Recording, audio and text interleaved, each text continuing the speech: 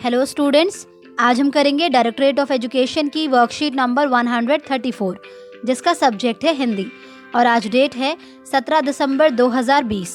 ये worksheet class 5th के बच्चों के लिए है। तो चलिए स्टार्ट करते हैं हम आज की वर्कशीट। बच्चों, वर्कशीट में आपको यहाँ पर अपना नाम लिखना है। यहाँ पर आपकी क्लास पहले से ही लिखी हुई है तो आपको अपना सेक्शन लिखना है और यहाँ पर लिखना है आपको अपने टीचर का नेम। हमारी आज की वर्कशीट का टॉपिक पार्ट वे दिन भी क्या दिन थे से लिया गया है। तो आइए देखते हैं कि आज की वर्कशीट में हमारे लिए क्या है। बच्चों, आज की वर्कशीट में हम करने वाले हैं पुनरावृत्ति कार्यपत्रिका, यानी कि हमने अभी तक जितना भी सीखा है हम उसे दोबारा से रिवाइज करने वाले हैं। नमस्ते बच्चों, उम्मीद करते हैं कि आप सभी स्वस्थ व खुश होंगे और इस सर्दी के मौसम में अपना ध्यान रख रहे होंगे। बच्चों, हमने पिछले हफ्तों में पाठ वे दिन भी क्या दिन थे पढ़ा और पाठ पर आधारित कार्यपत्रिकाओं का अभ्यास भी किया। आइए अगले पाठ पर चलने से पहले अपनी समझ को और पक्का कर लें। तो आइए बच्चों, प्रश्न 1, पाठ की कहानी को याद कीजिए और दिए गए प्रश्नों के उत्तर अपनी कॉपी में लिखिए। तो पहला प्रश्न है, कुम्मी कैसे पढ़ती थी? बच्चों, क्या आपको याद है कि कुम्मी कैसे पढ़ती थी? बिल्कुल सही, कुम्मी मशीन की मदद से पढ़ती थी। उसी मशीन पर कुम्मी का काम आता था और अपना होमवर्क करके भी वो उसी मशीन के अंदर डाल देती थी, है ना बच्चों? और वही मशीन उसका काम चेक भी करती थी। अगला देखते हैं, क्या कुम्मी ने पहले किताबें पढ़ी थी? नहीं बच्चों, कुम्मी ने पहले किताब नहीं पढ़ी थी। ओके, जो किताब रोहित ने उसे लाकर दी थी, कुम्मी ने वही किताब को पढ़ा था। अगला प्रश्न है, बच्चों आजकल आप ऑनलाइन पढ़ाई कर रहे हैं, पढ़ाई के इस तरीके की कोई 2 अच्छी बातें क्या हैं? तो बच्चों, जैसा कि आजकल आप ऑनलाइन पढ़ाई कर रहे हैं तो आपको ऑनलाइन पढ़ने में ऐसी कौन सी 2 बातें अच्छी लगती हैं वो आपको यहाँ पर लिखनी है। तो जैसा कि मैंने यहाँ लिखा है, हम पढ़ाई से संबंधित बहुत सारी वीडियो देखते हैं। आप जानते हैं बच्चों कि आपके लिए आपके टीचर्स हर टॉपिक पर छोटी छोटी वीडियोस बनाते हैं और आपको समझाने के लिए वो सेंड करते हैं और आप उन वीडियो को जब चाहें तब देख सकते हैं, अपनी गति से सीख सकते हैं। तो ये क्या है, बहुत ही अच्छी बात है। ऐसे ही दूसरा है, हमारे मम्मी पापा भी हमारी पढ़ाई का हिस्सा बन पाते हैं। बच्चों, आप जानते ही हैं कि जो वर्कशीट्स आती हैं उसमें ऐसी बहुत सारी एक्टिविटीज़ होती हैं जिन्हें आप अपनी मम्मी पापा के साथ में करते हो। तो ये कितनी अच्छी बात है कि आपके मम्मी पापा भी आपकी पढ़ाई का हिस्सा बन पा रहे हैं। इसके अलावा जो भी पॉइंट्स आप यहाँ पर लिखना चाहते हैं वो लिख सकते हैं। अगला प्रश्न है, आप अपने स्कूल की कौन सी बातें सबसे ज़्यादा याद करते हैं? तो बच्चों, आजकल आप घर पर बैठकर अपने स्कूल की कौन सी बातें सबसे ज़्यादा याद करते हैं वो आपको यहाँ पर खुद से लिखना होगा। ठीक है बच्चों। प्रश्न 2, पढ़िए, समझिए और नीचे दी गई तालिका को पूरा कीजिए। उपसर्ग। बच्चों, आपको नीचे एक तालिका दी हुई है जिसमें हम करने वाले हैं उपसर्ग। उपसर्ग को आप इससे पहले वाली वर्कशीट्स में ऑलरेडी कर चुके हैं। उपसर्ग क्या होते हैं बच्चों? जो शब्दों के आगे जुड़ते हैं और नया शब्द बनाते हैं। ठीक है, उपसर्ग कहाँ जुड़ते हैं? शब्दों के आगे जुड़ते हैं। तो इस बात को आपको ध्यान में रखना है। पहला उपसर्ग है वी। क्या है? वी। और इसे हमने जोड़ा है हार शब्द के आगे। बच्चों, हार के 2 अर्थ होते हैं, जैसे कि एक हार होता है पहनने वाला और एक हार होता है जो खेल का परिणाम होता है, जैसे कि जीत या हार वाला, है ना? तो अगर हम इस हार में आगे वि जोड़ते हैं तो नया शब्द क्या बनता है? नया शब्द बनता है विहार। ओके, और विहार का क्या अर्थ होता है? विहार का अर्थ होता है बगीचा। तो इस तरह से यहाँ पर इसका अर्थ बदल गया है। ओके, अगला देखते हैं। अगला शब्द है ग्रह। क्या है? ग्रह। तो बच्चों, ग्रह हम किसको बोलते हैं? ग्रह आपने सुना होगा कि हमारे जो सोलर सिस्टम है उसमें 8 ग्रह हैं। तो यहाँ पर उन्हीं ग्रह की बात हो रही है। इसके आगे देखिए हमें कौन सा उपसर्ग जोड़ना है? इसके आगे हमें जोड़ना है वी उपसर्ग। कौन सा उपसर्ग जोड़ना है? वी उपसर्ग। तो वी जमा ग्रह क्या बना? विग्रह। क्या बना? विग्रह। और विग्रह का मतलब होता है अलग होना, ठीक है, या फिर टूटना। इसी तरह से अगला देखिए, अगला शब्द है विचार। क्या है? विचार। विचार में जब हमने सु उपसर्ग जोड़ा तो ये बना सुविचार। क्या बना? सुविचार, यानी कि अच्छे विचार।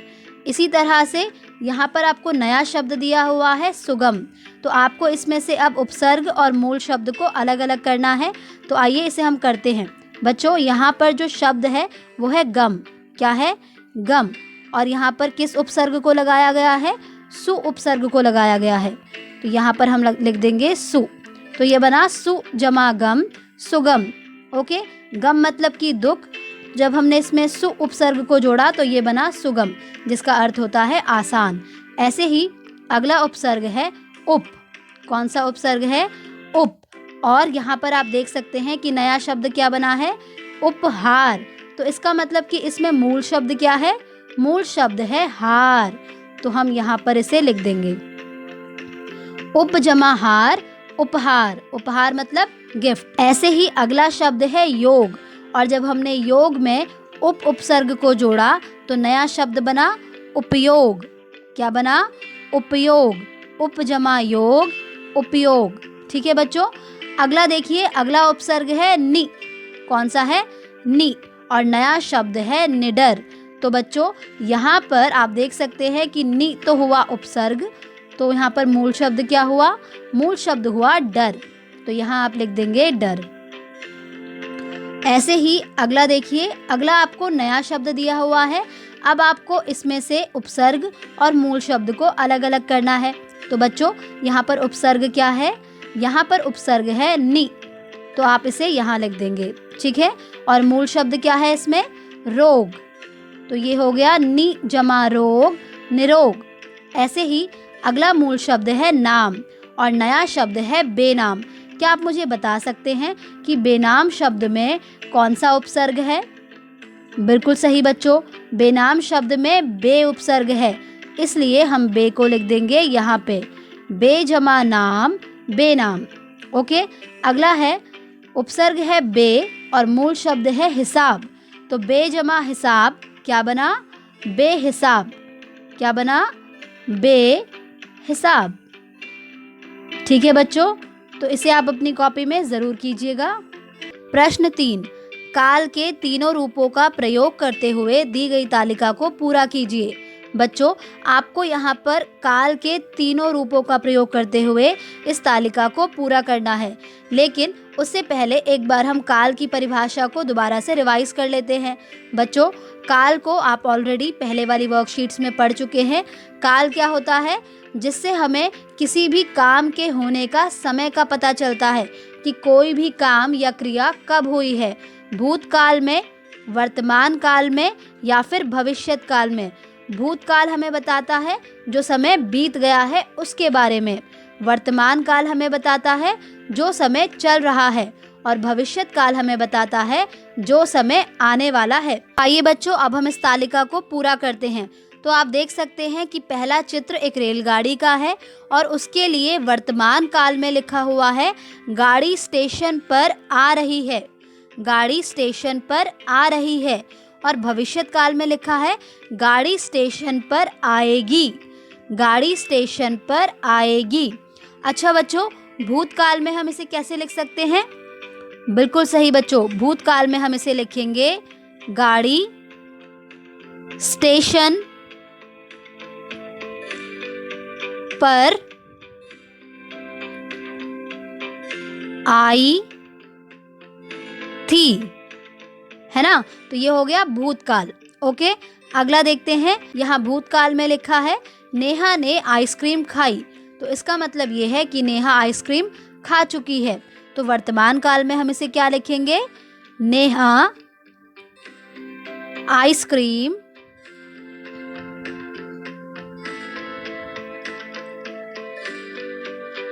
खा रही है।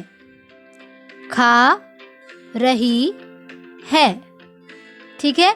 इसी तरह से भविष्यत काल यानी कि आने वाले समय के लिए क्या लिखा जाएगा? नेहा आइसक्रीम